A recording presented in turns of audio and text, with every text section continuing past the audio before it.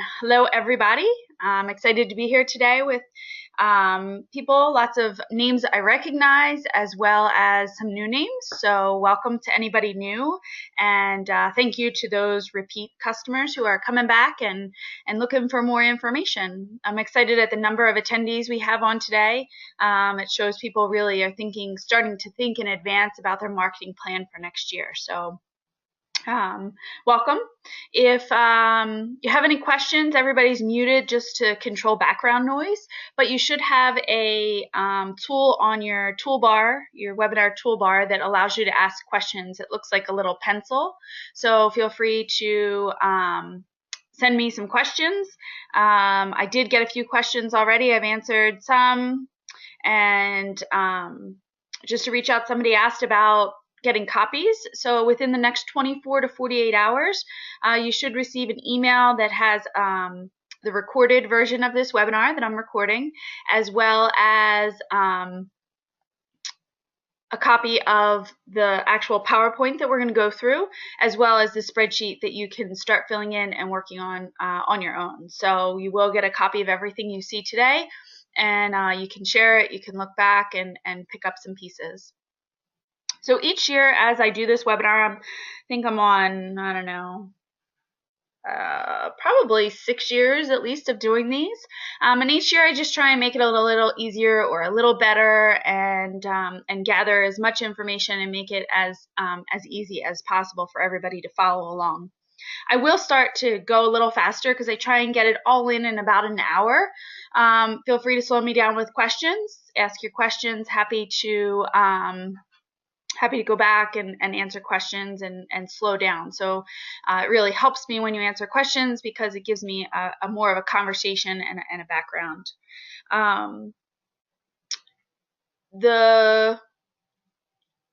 The one thing this year that I kind of added in is this slide here.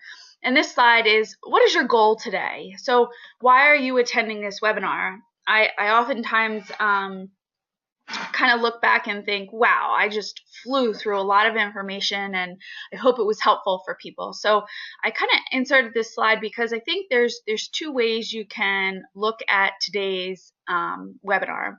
And the first way is to really think about taking 2 to 3 ideas away that you want to implement in the upcoming season. It means you're going to listen to everything, you're going to hear all these different things. It can get overwhelming, but if at the end of it you can write down 2 to 3 main ideas that are, or exciting ideas to you that will help you do some different marketing or improve your marketing or help you with your marketing in the upcoming season, then that's a win to me. As long as I can give you 2 to 3 helpful ideas, then I'm happy that you came on and have some ideas that get you excited moving into your marketing season. The second way to use this webinar today is to really just get a start getting your wheels moving, thinking about what is your marketing plan going to look like. So a real marketing plan, I'm saying I'm breaking down a marketing plan. A marketing plan in and of itself is not something you can sit down and do in an hour. It's something that will probably take a minimum of 16 to 24 hours. And this should just give you, some background and some base information to then look into the larger task of creating your own marketing plan. So if you want to really build out a whole plan that allows you to be proactive and set some goals and really analyze at the end and see how things go, then plan to use this just as a basic. Hey, I'm just going to listen. I'm going to pick up as much as I can. And then when I get everything in the next 24 to 48 hours, then I can start building on it. And by the way, no matter which way you choose to take today's webinar, Organics is here. I'm going to give you my email information and all of that, and feel free to email me.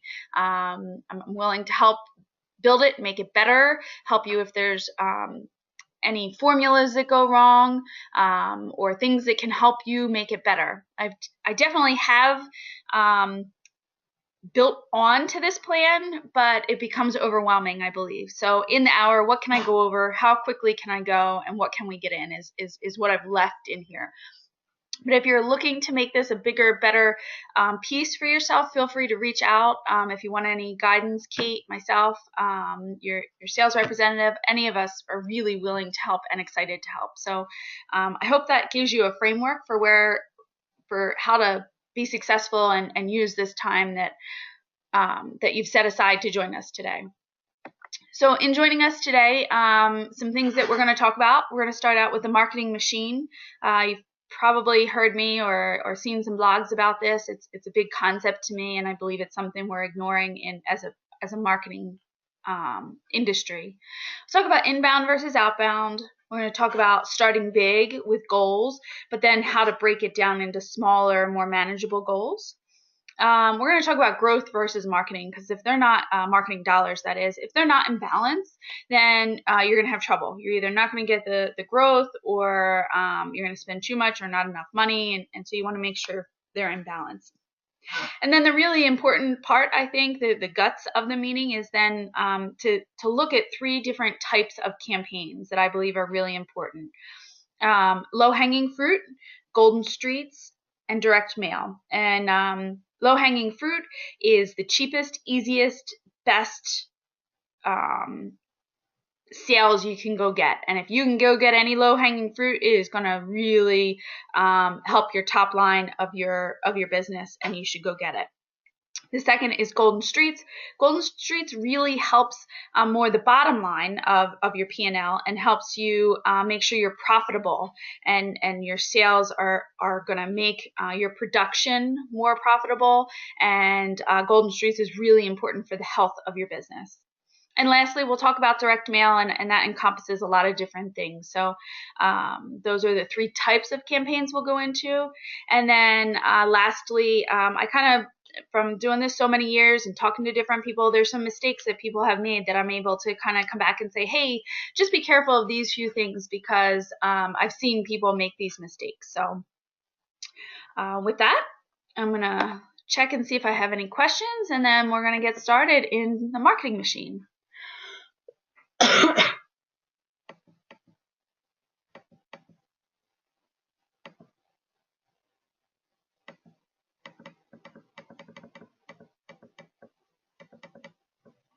Okay, I don't think we have any questions quite yet. Feel free to type some questions in there, and I'll make sure I give you some feedback here. Okay, so this concept of the marketing machine, this comes from a gentleman by the name of Eric Kalis. He has a book, I'm drawing a blank. I usually have it on my slide. I'll come back to it, but has a marketing firm, and really just loves some of his concepts and the way he lays out some marketing. And so essentially what he says is that your marketing machine is from A to Z. A is when a prospect first hears your business name, okay? They might not be interested, they might not be looking for lawn care, they might not be looking for your business, but they see your marketing, okay? Z is when you buy. Okay, when your pain is greatest, you buy at Z. That prospect that saw you at A buys at Z. They may jump from C to Z. They might jump from N to Z. They might have to see and hear your name all 26 times before their pain is greatest and they're ready to buy. But you must be the one they think of when that pain is greatest. So you have to kind of stay in front of them.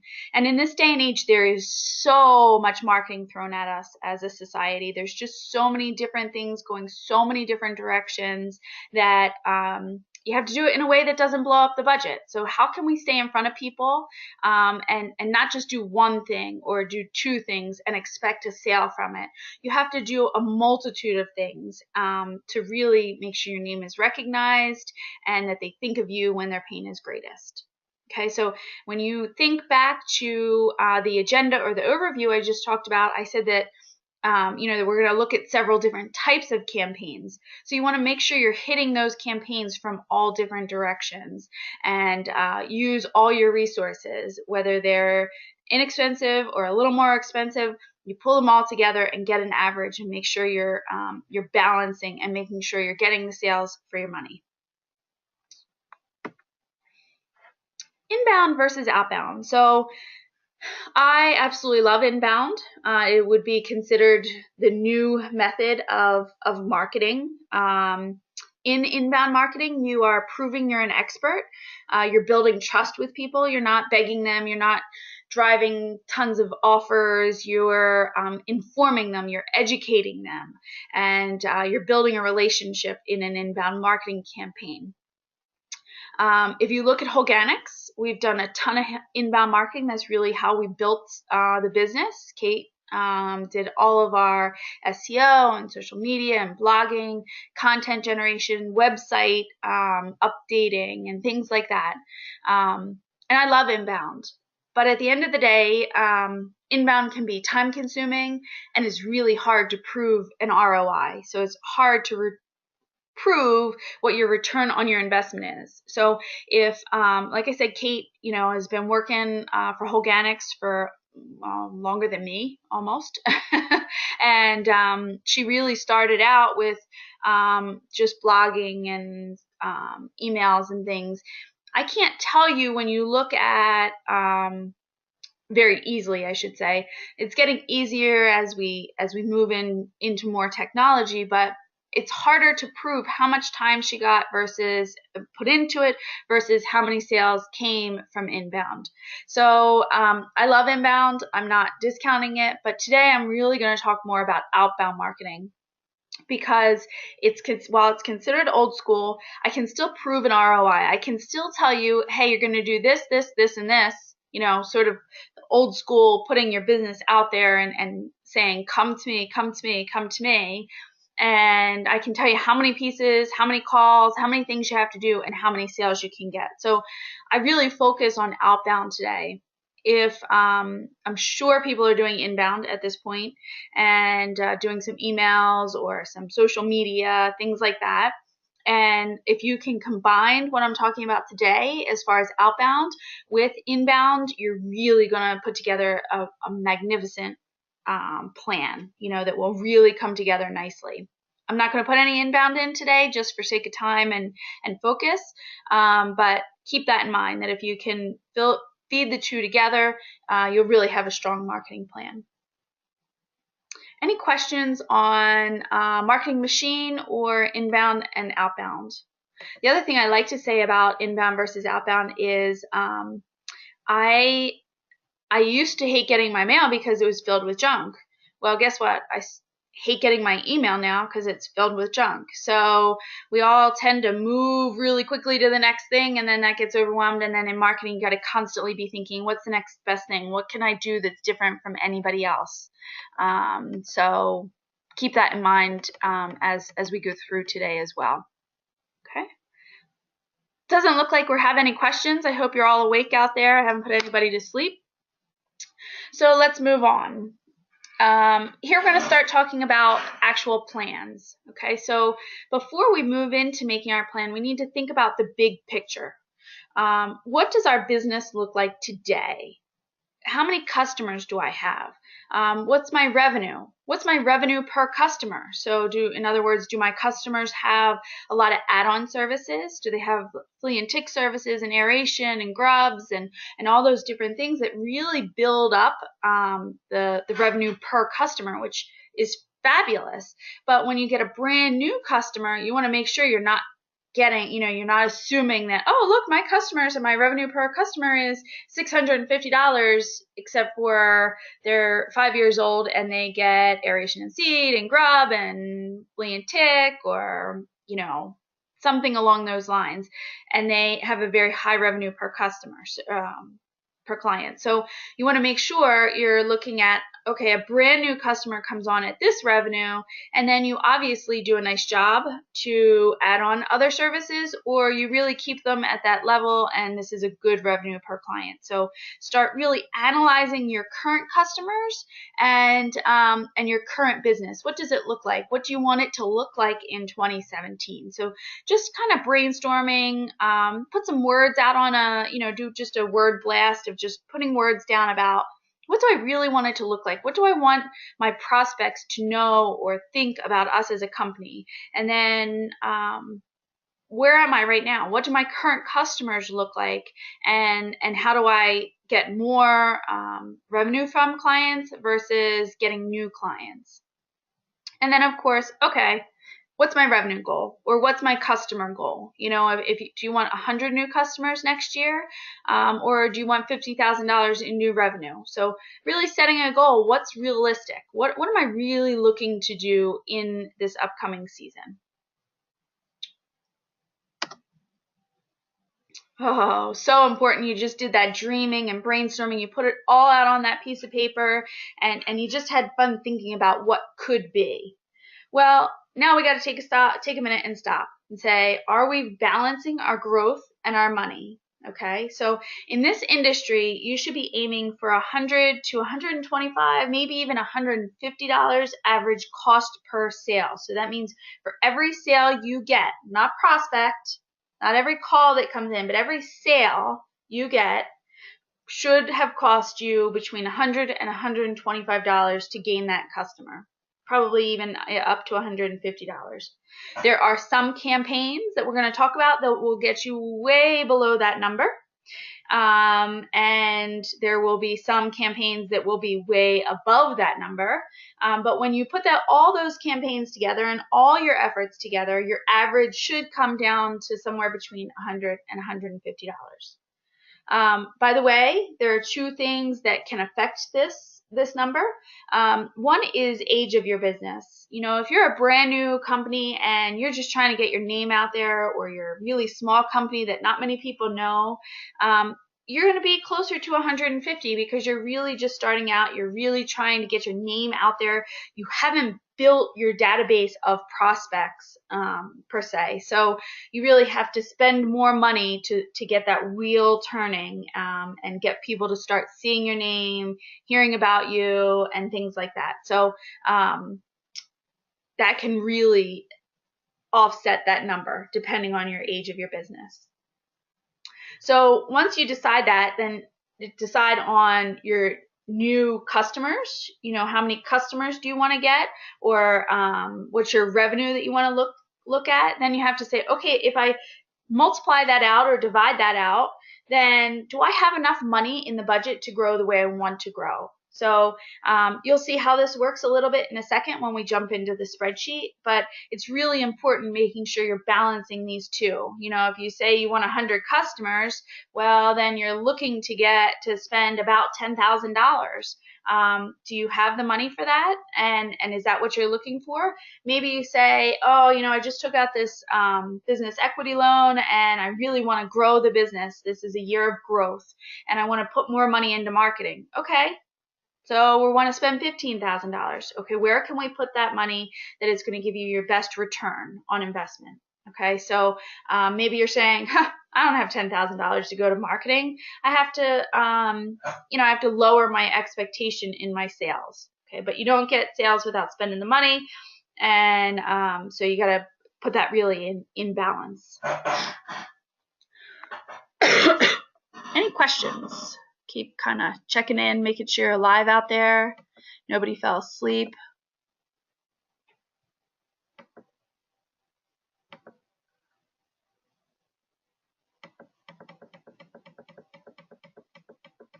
Oh, somebody's awake. Thanks, Shar. I knew I could count on you. All right, moving on.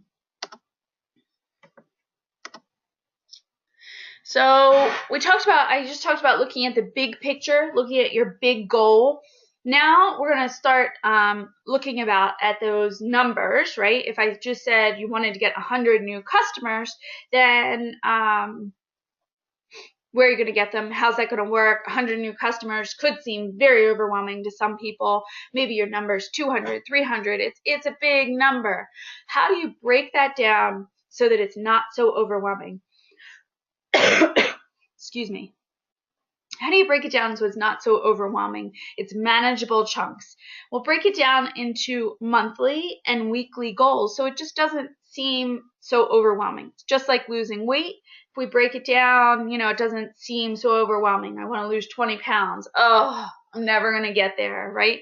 But if we're going to lose a pound or two a week, and little by little we watch what we eat and we go to the gym or exercise a little more, little by little it starts to change. Okay, and then at the end you see those results. So this is where you want to break it down to just make it more manageable. When you look at the spreadsheet we're going to go into in a second, you want to keep in mind that this was built based on temperatures and weather conditions in the Northeast, in the Philadelphia area. Most of the people on here, I think, will fit into this pretty well, but you may have to adjust it. And you will have, none of the formulas are locked down so that you can change them. But what I like to say is start your bell curve out small and slow. You're going to start building your sales in January, and then they're going to keep peaking and keep moving up through February, through March. April, they'll start to come down. May, you absolutely will get sales, and you should still spend marketing dollars in May. However, I don't put anything in that month because something's going to happen, whether we get Mother Nature isn't so happy with us and she throws us some rain or some snow, or you lose a salesman, or something happens in those first 4 months that always throws you for a loop. So I leave May as a buffer month so either you can say, I got this. I'm going to get this because I build it strong in the beginning. Hey, if you hit all those, what's the worst that can happen? You overdo on your sales? Not a bad thing to do. Be careful in months that you're not going to get sales. For here in the Northeast, forget it. In June, do not spend any money selling for new customers. You can spend money marketing to your current customers, but don't spend money marketing to prospects, because that's just where you're going to let money go out the window because people just aren't responding by June. So keep that in mind. And we're going to look at that in the spreadsheet as well.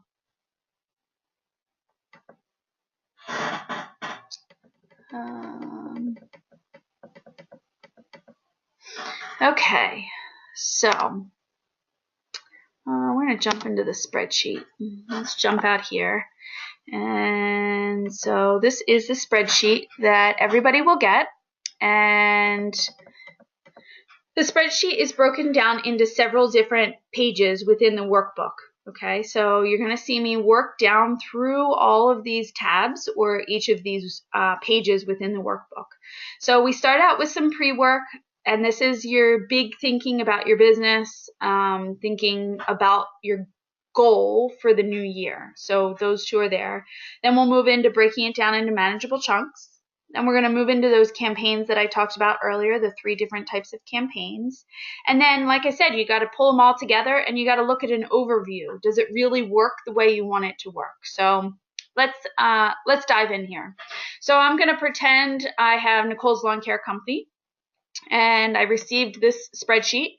By the way, in this spreadsheet, anything that's yellow, you want to fill in. Anything that is not yellow, you don't want to touch unless you know what you're doing. If you know what you're doing, there's formulas in there and it does the math for you. If you want to, sometimes there'll be places where you might say, I want to adjust that. And so you can kind of play with it a little bit there. So start out by thinking, what's my average lawn? So I'm going to take this down. I'm going to pretend I'm a little more in a suburban area with smaller lots. And so I'm going to say my average lot size is 8,000. My average treatable turf is 8,000 square feet. Okay, so make sure you're thinking in terms of treatable turf or lot size, and you can go from there. And then look at the cost of your average application. So each application that you would go out to treat an 8,000 square foot lawn, how much would that cost? So $80 is probably a little high on this end. So we would move that down, and I'm going to say for 8,000 square foot, national average, it'd probably be, I'm going to make it $59 per application. And I'm going to say I'm a little more south than where I am right now, so I'm going to say I do 6 applications a year. Okay, so it looks like here then I have an average revenue per new customer per new program sold of $354. This is a general norm of what I've seen across the country. There are places that, northern New Jersey, New York, in those areas where I've seen people get as high as $600 in this area, in this box. But for the most part, I find between $350 and $450 is the average of what I usually see people fall in here. So now this number, we're going to remember this number of 350 because it's going to carry over throughout our spreadsheet, throughout our workbook. So moving into workbook 2 or pre-work 2, now we're going to look at what our goal is. Okay, so back here we figured out our revenue per new customer. Now we're going to jump in and say, okay, now what are our goals? What am I looking to do come 2018? Sorry, it still says 2017, but it's set up for 2018, I promise. 2018, I want to have a revenue goal of 75 is probably a little high for me. I've got a little bit of a smaller company, so I'm going to say $50,000 is my goal. Okay. Remember my 354? Remember I said it was going to carry over from here. This revenue per new customer is $354, so that carries right in for me. And if I'm looking to get $50,000 in new revenue, that means I need 141 new customers. If my average cost per sale is between $100 and $150, that means that I'm looking at I'm looking at spending $17,655.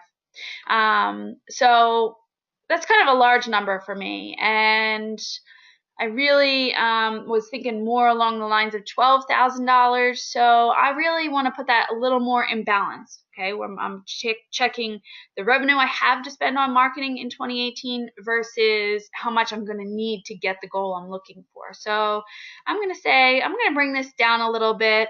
I'm going to bring it down to 40,000. Okay, now it's 113 new customers. Well, that would be nice, and that revenue would be good. I'm not quite at 12, but it's pushing my number a little bit, but I think that's a good spot. I feel comfortable with that.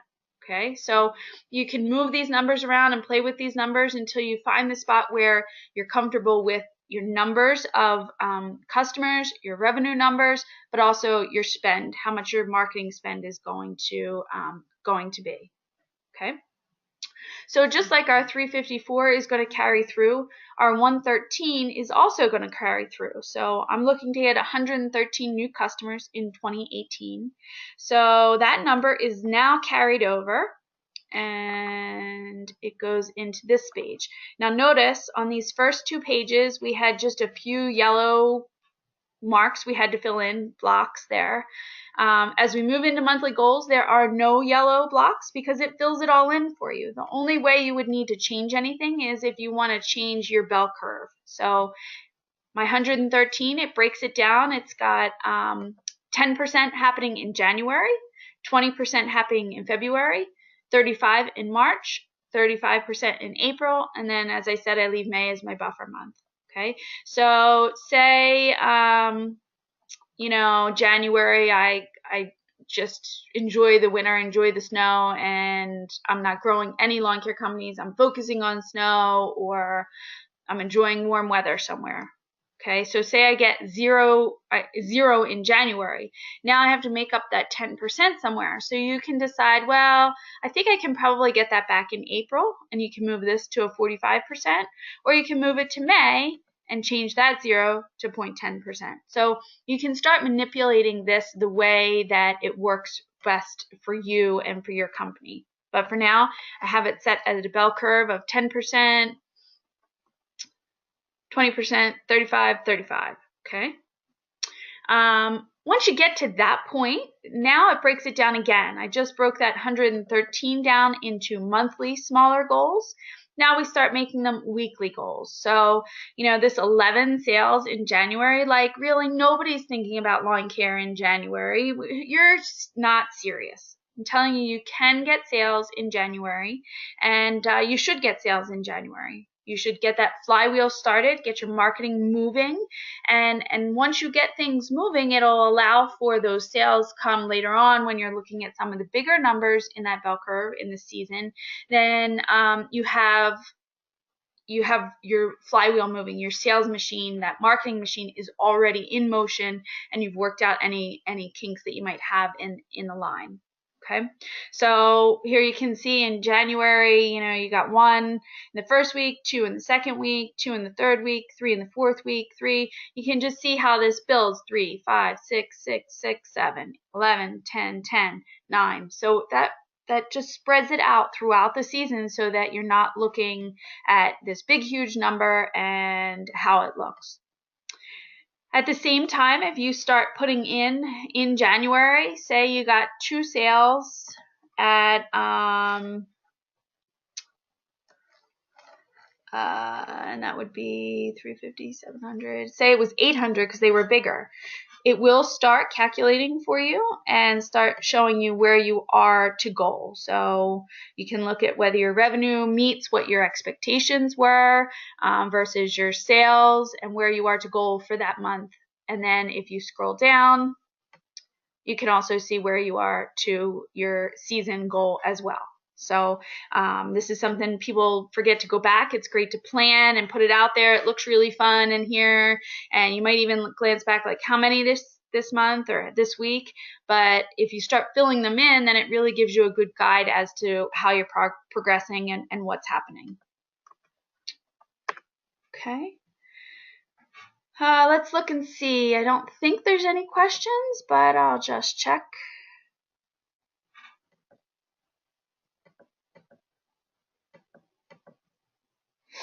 So someone writes, June, dead month, but what about people who move or relocate once the school year is over?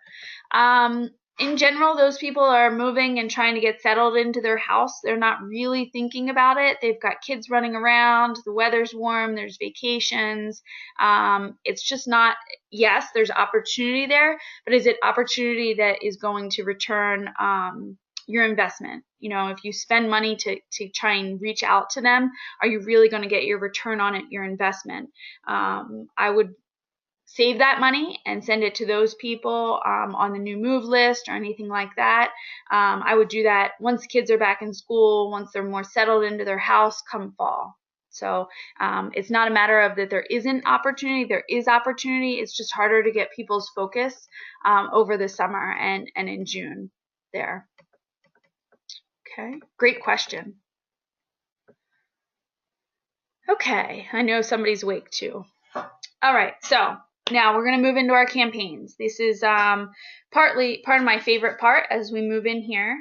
Remember I told you there are 3 different types. There's low-hanging fruit, there's golden streets, and there's direct mail. Low-hanging fruit is your cheapest and easiest, and if you have any opportunity for low-hanging fruit, go after it first. These June sales or January sales should come from those low-hanging fruit campaigns. They are your easiest, best way to get your campaigns moving, to get that flywheel started, and it's the cheapest as well. So your easiest sales. Going to really help your top line. In getting more customers and growing. Okay, doesn't matter who they are, doesn't matter where they are. Golden streets, on the other hand, you're looking to build density. Okay, and you're working to improve production efficiencies. And so in golden streets, you're trying to improve your top line by still growing, but also your bottom line, because it will dramatically improve your production efficiencies if you work in golden streets. So this one is just cheap and easy. This one is really important to the overall health of your business. And then direct mail is just kind of that piece, and it encompasses a lot. We'll talk about it when we get there. But this one is for businesses that might not have a lot of low-hanging fruit. They're newer. You're trying to build your business. You're trying to build your database of information. So that direct mail piece is important as well. So let's dig in. What do I mean by low-hanging fruit? Low-hanging fruit is people who already know who you are. Okay, they are twice as likely to buy from you. So people in this category are canceled customers, open estimates, people who called and got an estimate but didn't buy, somebody who might have one of your other services but not your main service, and then referral program, your current customers referring you out. These are your cheapest and most likely to buy people. I cannot tell you how many people have said, I am not going back and trying to sell people who canceled my services. They're just wasting my time. They walked away before. They're just looking for the best deal. Da, da, da, da, da, da. Those are all valid. However, canceled customers, you don't know why they really left, and maybe the grass wasn't greener on the other side, pun intended.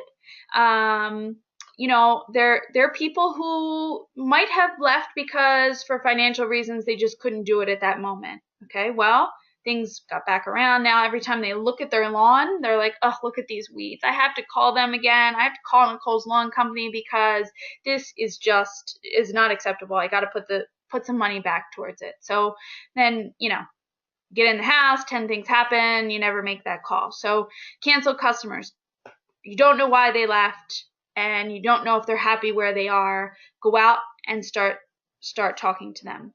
Same thing with open estimates. You don't know why they didn't buy. Maybe they didn't buy anybody's services. Maybe they didn't make a decision and they're sorry they didn't make a decision. If you reach back out to them, show them you're interested, tell them what you're excited about, what's going on in your company in 2018, maybe they'll jump on.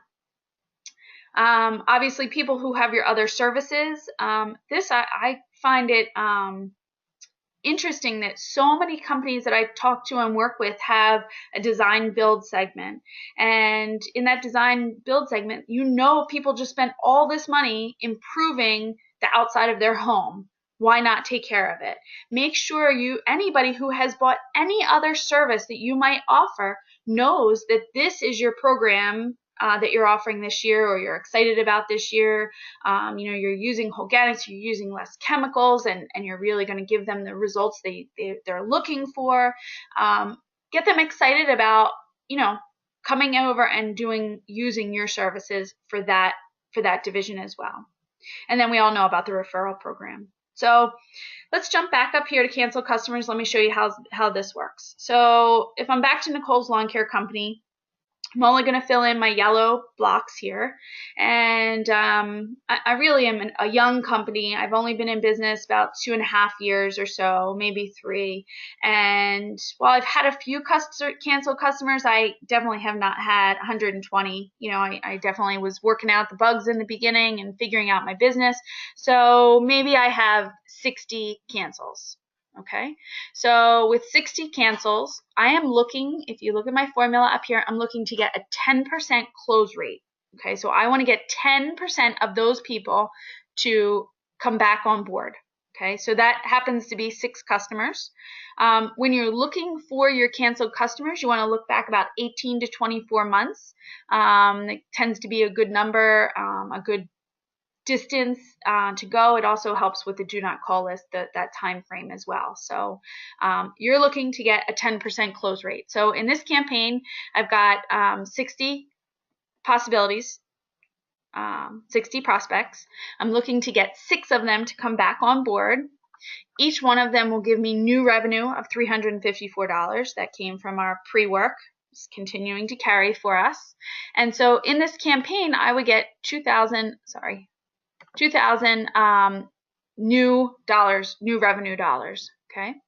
In order to get that, I would want you to send them a letter of some sort, a prepay letter if you're in the Real Green system, or just a letter, not handwritten, but written on the computer, talking about coming back, what the cost to come back would be, why they should come back. You're excited, you've changed this, you've done that, you've hired more technicians, whatever it is that is making you excited going into the new year, or whatever makes you different, such as your organics usage. Use that to get people to come back. Okay, so as far as costs go, I've built in $1 for materials. That's the paper, that's the ink, the envelopes, all that kind of stuff. And then postage, almost 50 cents a piece. So $1.50 times 60 equals $89.40. Okay. Our cost per sale for that campaign then is $15, a little less than $15 there. So remember I said we want to be between 100 and 150, and I'm telling you, have a campaign that's going to give you a 10% close rate, and it's going to cost you $15 per sale. That's like a no-brainer. Go write that letter, get it in the mail the first of January, second week in January at the latest. The hardest part is getting that letter written, and but once you get it written, it really starts laying your sales message for the season, because then you just tweak it a little bit and you're going to send the same letter to open estimates. You know, since I was a new company, I sent some stuff out. I got a lot of open estimates, but we weren't closing very well. So I'm going to move this to say 74. And so same thing, I'm going to get a 10% close rate at $350 to $4 per sale. Gives me $2,600 in new revenue. It's going to cost me $1.50 per piece that I send out. It's going to cost me $110 total, and I'm back at that $15 cost per sale. Okay, way below the industry average. But remember, we're looking at that marketing machine. We're going to average all these costs in there. So these are the low-hanging fruit. These are the cheapest and easiest ones. It's the best close rate, and it's the cheapest to do. Now, you'll notice that I do have a column here that says call center costs. Because if you were to go back and call these 130 people, right, 60 and 74, if you were to go back and call them, you would double your rate here. So I would double this to 0.2 to a 20% close rate,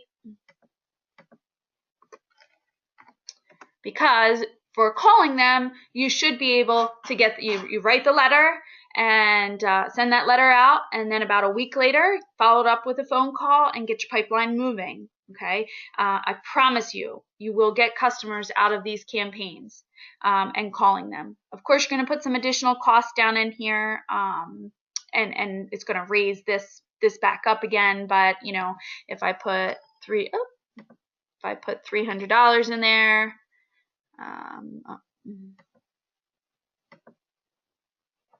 sorry, my formula doesn't have call center in there. No, it's going to raise our cost per sale up to 32, but look, we're getting $4,000 in new revenue. Okay, so it's worth spending that money. Okay, I do not put this number in, and I don't put these at 20% because calling is hard. It is not something that most people love to do. And so many times I put it in there with people, and then they come back and say, oh yeah, we never called. Or so-and-so called, but everybody said no. Well, guess what? If you're calling 60 people and you're only going to get, or 54 people, and you're going to get 5 yeses, you're going to get 50 no's. It's hard to hear 50 no, 50 hang-ups, 50 nasty people to get to those 5 gems. Okay, so what I suggest is best time to call is between 4 and 8 at night, and reach out to these people, these prospects, and give them your spiel. Hey, I sent a letter out last week. We're really excited about the upcoming season. We're using a product that allows us to greatly reduce our chemicals by using natural biology to really give you the lawn that you're looking for. I would really love it if you could give us an opportunity this year, and just use that message that you wrote in your letter, and to get people back on board. Call between 4 and 8, and I don't put one person on the phone. It's really nasty to sit and call 130 people and get 10 yeses. It's a dreadful job. So make it fun. Bring 3 people in, 4 people in, 130 divided by 4 people. It's a no-brainer. You don't have that many calls, and make it fun. Get some pizza for everybody and create some camaraderie around it.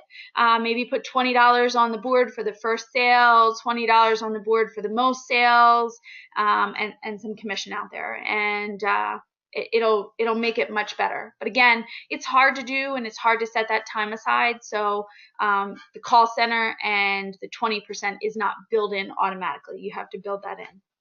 Okay. All of that goes the same with other services. Your referral program. Excuse me. Your referral program. Your customers are your best marketing. Okay, the people who talk about you and say what a great job you do, those are the people that are your best marketing. So really go after your current customers, give them a reason to refer you. I usually say, so backing up, say I have 100 current customers and I send something out to them. I'm a new business. I'm looking for as many, for referrals and for your help to build my business, to make it more economical. Can you please help me? Refer your friends and family, receive $25 gift card. Okay.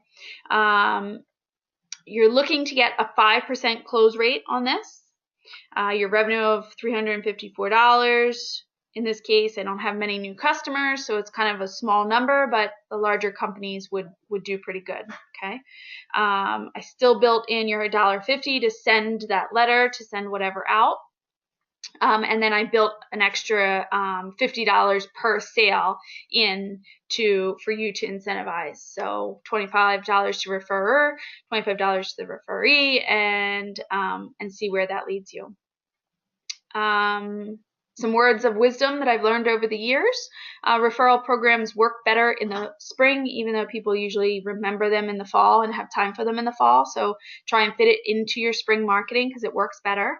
2, money speaks. We all know that. And so you tell somebody, oh, I'll give you a free flea and tick, or I give you like a free application or whatever. It's not really exciting to me. I'm just not real interested. It's exciting to you as a business person because that's building new revenue in a new category and might be able to build that business up. But to them, they're like, eh. So some suggestions: offer a gift card.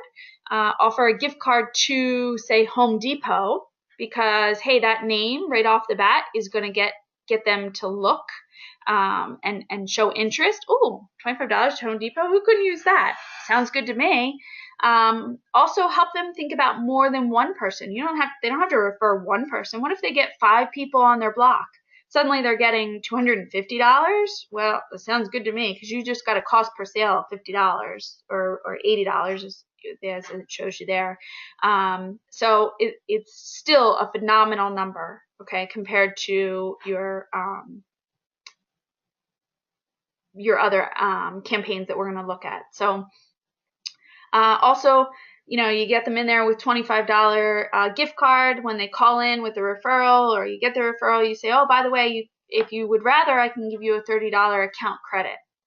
Okay, so you got their interest, you showed the gift card, you're willing to give them the gift card, but hey, I'll give you $30 account credit. Most likely you've got a $5 activation fee on that gift card, and it's going to save you time, money, going and getting it to them and all of that. And it's $30 on their account for them to spend on something else. So it's more money. People often take that, and it's better for you and better for them. If we then look at this whole big page, all of these different campaigns, this is low-hanging fruit, the cheapest, easiest, and best for my top line growth. So it looks like of my 113 new customers, it looks like I got about 30 of them just in low-hanging fruit, based on my made-up numbers of Nicole Landscaping here. So I got about 30 new customers. I've gotten $10,000 in new revenue. It's looking pretty good. It also shows that an average cost per sale over all of these, right? So if I take all these campaigns in low-hanging fruit, I'm looking at an average cost per sale of $26. That's phenomenal. That is the kind of thing you're looking for compared to your $100 to $150 cost per sale. So this is the first place to go. Low-hanging fruit. It really, in January, will get your things moving. Questions? Let's see. No questions? Everybody awake? I'm showing attentiveness. All right, give me a second here. I'm going to take a drink.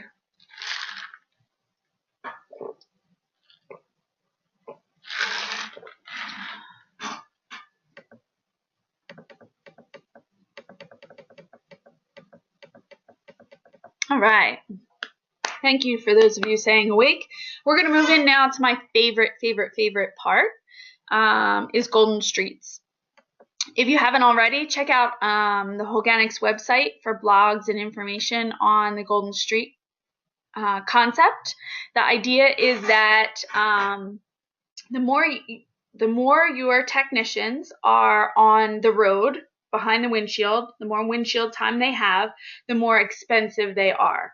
So if you can get your technicians to build density, or if your sales build density for your production technicians, you're going to greatly improve the health of your business. Okay, so we're now looking at, not only are we going to, with Golden Streets, we're going to sell, so we're going to improve our top line, but we're also going to be improving our bottom line, because the production efficiency when you get the neighbor of an existing customer is amazing. When you really put the numbers to it, it actually says, when you put the numbers to it, and I have this, but I don't want to take the time, if you get the neighbor of an existing customer, you could actually spend $250 to get the neighbor of an existing customer and still make 5% profit on both of those people in year one. Okay, so neighbors of existing customers are phenomenal. It will really help your business. So what you have to do is you have to look at your area, and I want you to pick between 3 and 5 neighborhoods. 5 is a lot. 3 is really where I'd like you to be. You want these neighborhoods to have between 100 and 500 homes at most. Okay.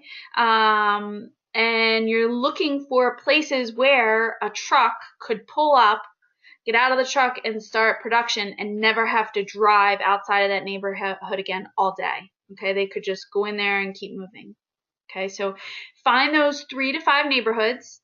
Some people have come back to me and said, well, I have one neighborhood and it's 1,500 homes. Well, let's divide this out between north, south, east, and west and break it down that way. Golden Streets, the downfall of Golden Streets is it's labor intensive. You really want to get moving in these neighborhoods. And so you need to be in front of them every 3 to 4 weeks. You want to be doing something in these neighborhoods to be in front of them so that they see you over and over and over again. I've heard a magic number of, once you get 10 in a neighborhood, the rest just start coming, because people start talking, they start seeing your trucks, they start seeing your lawn signs, and once you get that magic 10, then they kind of start rolling in and you can ease off of that neighborhood a little bit. But while these are your Golden Streets that you're focusing on, while these are your 3 neighborhoods, every truck that goes out in the morning should go through that neighborhood, hopefully at a little bit different times, not in a parade. Every truck that comes in on their way back should go through those neighborhoods. The more people see your trucks, we know that's our number one source, right? Oh, I saw your truck. So use that to your advantage. Send your truck in and out of these neighborhoods every day. Start doing some door-to-door in there. Send lots of mail. So I talk about an invitation here. So an invitation looks like it's a Christmas card. Send it out in January. Looks like they got a late Christmas card. No return address, a full regular stamp, their name. They open it up and it's like a 5x7 piece of cardstock that says, Nicole's Landscaping is excited to team up with Eagle View Farms to offer you a great green lawn at a special discounted price of $45 per application. Give them that application discount, because remember, your production efficiencies are going to go through the roof. Okay, it is going to be your favorite routes, your guys' favorite routes.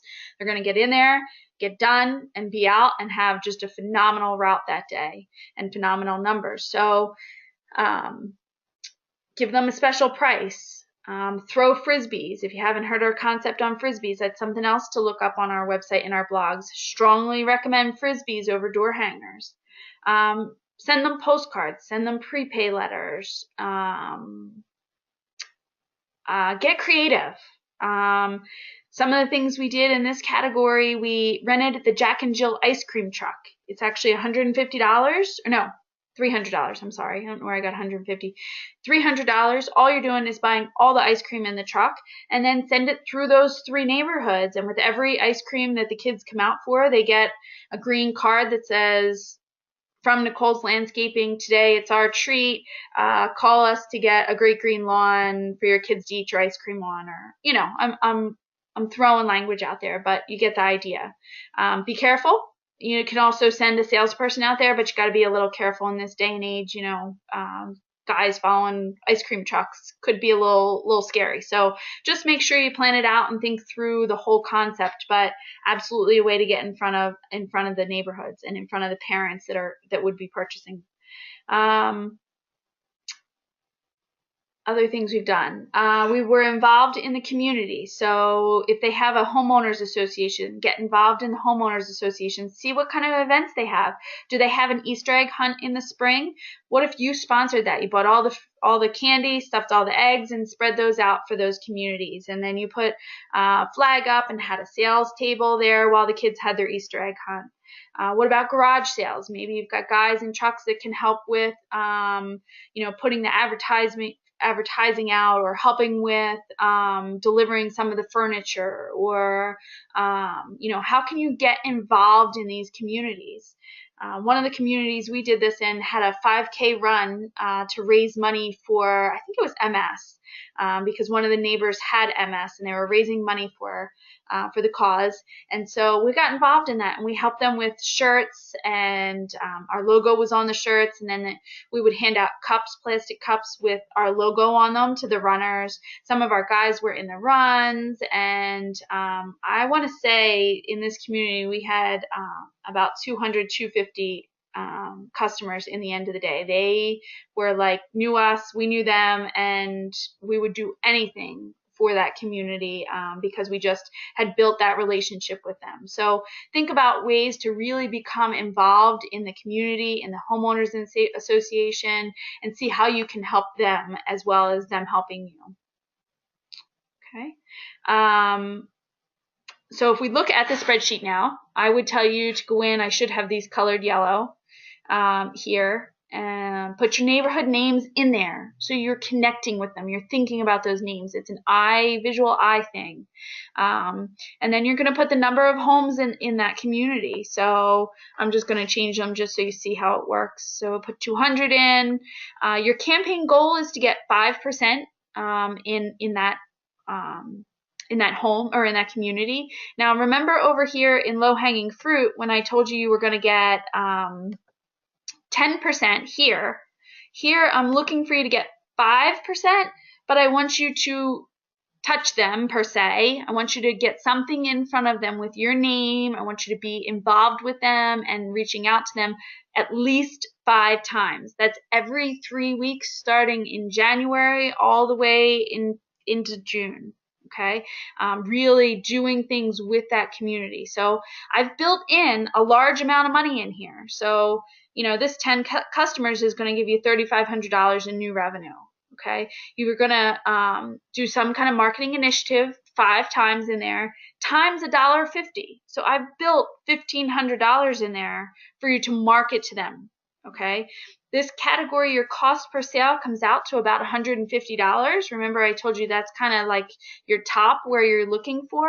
However, in neighborhoods, due to production efficiencies, you can actually afford to spend $250 to get the neighbor of an existing customer. Okay, so again, I've got numbers behind all that. Not going to take the time, but think, this seems high, but it's really not, and it will help dramatically the health of your business. So again, if you're going after and having some kind of marketing touch 5 different times every 3 weeks, you can't have too many. Okay, you've got to really narrow it down. 3 to 5 neighborhoods tops, between 100, 500 homes tops. You could even go as low as 300. Okay, or bump that high number down to 300, because you really need to be, it's labor intensive, and you want to not let this fall off. Okay. because it's so labor intensive when things get crazy. Questions on Golden Streets?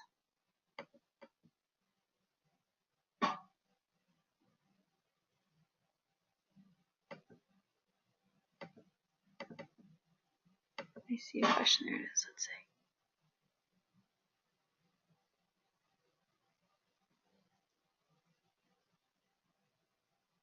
So great question. Somebody is asking if they did Golden Streets in the past and they already have 10 customers, do they need to do 5 touches? Absolutely not. If you have 10 customers in there already, I would maybe do 1 or 2, keep your trucks, here or there, but I would move on to new neighborhoods because once you have 10 customers, they usually start to round in there.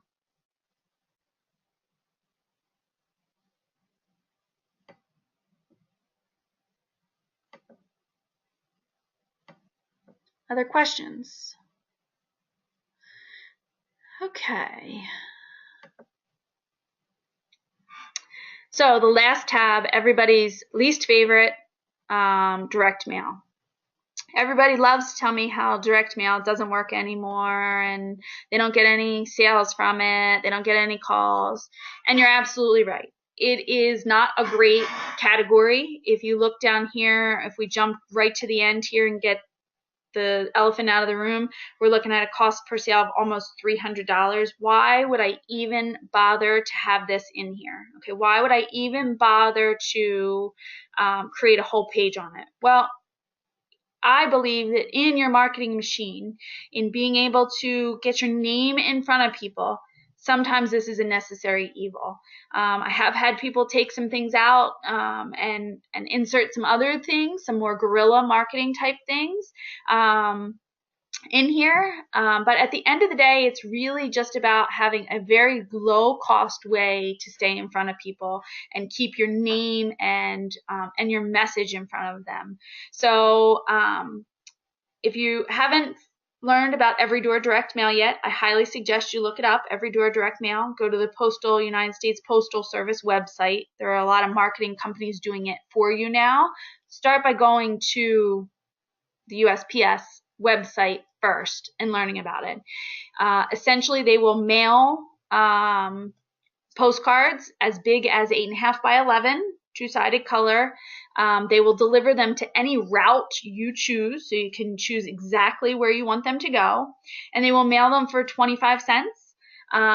Depending on your quantities, you can really get Every Door Direct Mail printed and mailed for about 35 to 40 cents.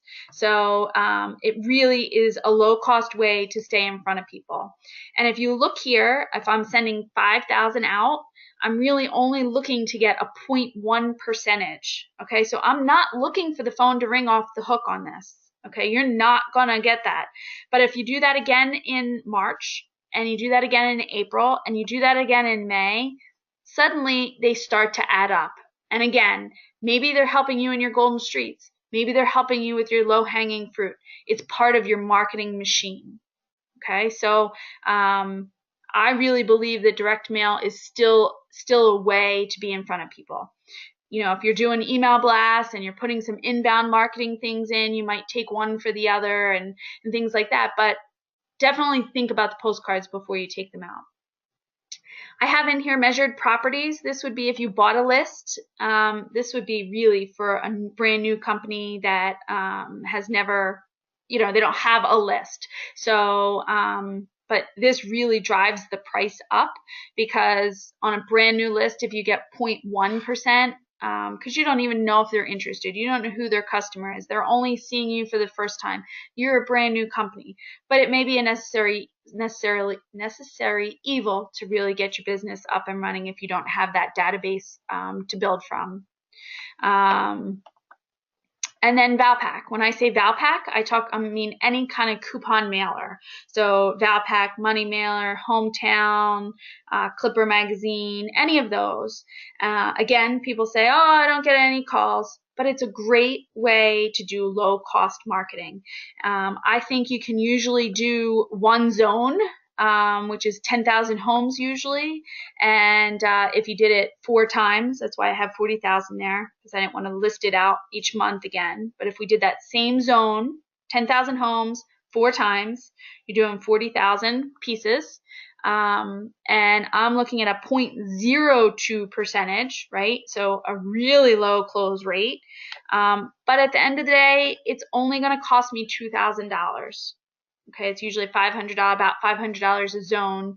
And if I'm doing one zone 4 times, then it really tends to make sense. So, but when you look at here, $250 cost per sale, it seems a little crazy. And then, if you look at all direct mail, it really looks crazy. But what I like to say then is, now that I brought you through all of these different campaigns, when you get to this last one, I built you up over cheap and easy, and then we went to more labor intensive but good for your business, and then we moved into expensive but could be a necessary evil. If we then look at our campaign overview, so this brings all of those campaigns together into one spot. So you can see each of the campaigns is listed, each of your goals is listed.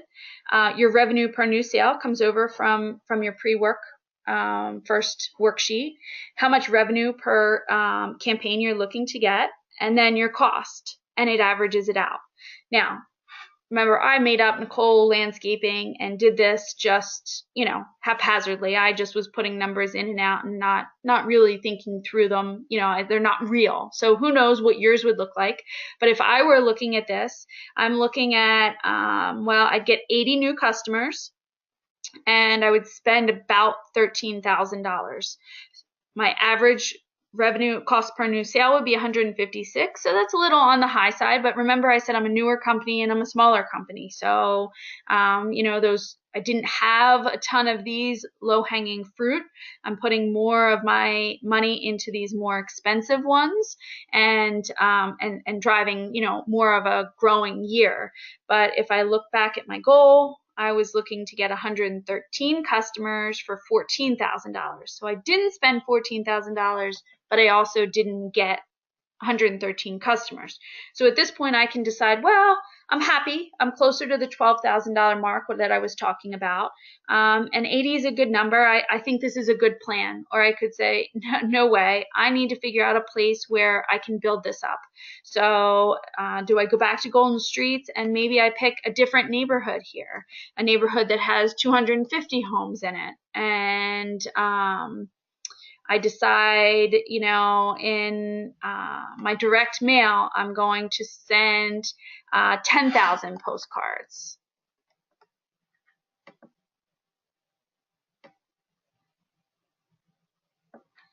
So we've got 10,000 postcards there. It's really going to drive our cost up, but necessary evil, and this is what I'm willing to do. So now I'm at $18,000 for 108 customers.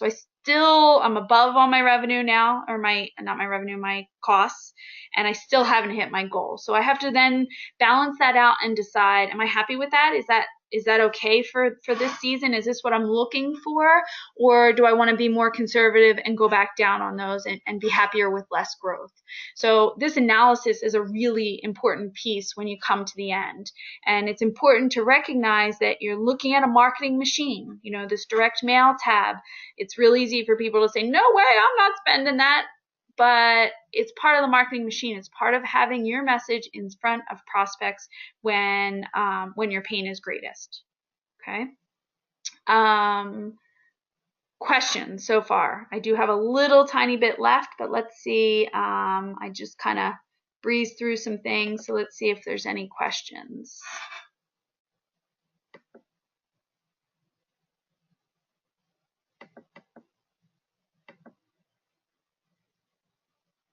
Okay. No questions so far. So let's jump back. Let's jump back to PowerPoint. And remember, I told you I have some mistakes that people have made in the past that I've learned. So number one, make sure that when you're building this plan out and you're looking at results at the end, make sure you're putting costs into this budget that belong there. So anything that is just the cost of doing business doesn't belong in this budget. Okay, so when I'm talking about marketing dollars spent, is things that get into the hands of prospects. I'm not talking about new sales pieces to train your sales staff. I'm not talking about your lawn signs that you would have to put out anyway. Think about really making sure you're putting the right costs in there. And if you're not, then keep in mind that, okay, I'm going to put these in there, but it's going to drive my cost per sale up, and I have to be okay with that because those are just cost of doing business. So just keep that in mind. A lot of people don't do enough things or don't do multiples. You know, they get into the season, things get crazy. They started working in their golden neighborhoods, and then all of a sudden they got busy here and there, and they only did 2 things in those neighborhoods, or they only sent 2 postcards. 1 or 2 postcards isn't going to do anything. You got to make sure you're built out to do multiple things. Do less things more times. Okay, so if you think you're going to get lost come season when it's going to be crazy, do less things but more time. So it's more automated, you get it moving, and you know what you're doing earlier on in the season. People forget to do it in the golden neighborhoods. Again, it's just one of those things that can slip the mind. In the spreadsheet, unless you know what you're doing, you only want to change the yellow cells. I've sent out new spreadsheets several times because they switched and didn't do just yellow cells.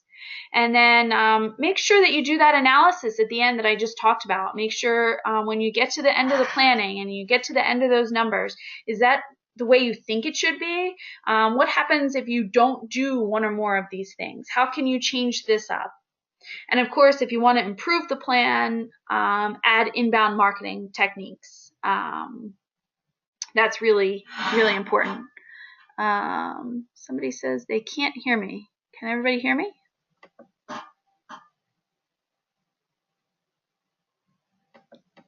Somebody tell me if they can hear me. My microphone shows it's moving.